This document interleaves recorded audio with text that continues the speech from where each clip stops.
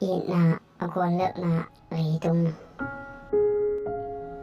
nalung dam ding kalung gulhang kong lung dam sak zo kaya namai lama ding ahoy zo khak le chi in paisan mai nim chi in kapompi in ong paisan hang kalung simtong panlak nang ong paisan zo ton ke hi ni ai le tumin ong so ki kzela hun le ni te ai le mol liamin chik ma in kim ki ngai non lo hi kung it na le kung ngai na te ni suak bangin thak suak zel zel ma le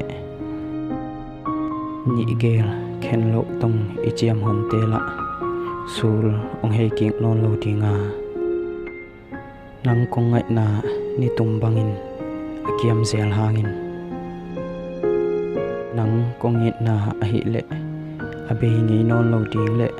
phiat ki the non lo dingin kalung tang sunga tham den tamo ka mo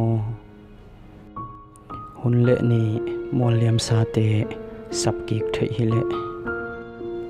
nang to non loi chi bang a non lo dingin khat ve bul pan phaking no ma heweng keila kapian tul niam lo in na agol zo na le tung hi le nang le ke hong khen zo lo ma ding ven in na agol le na hi le tunga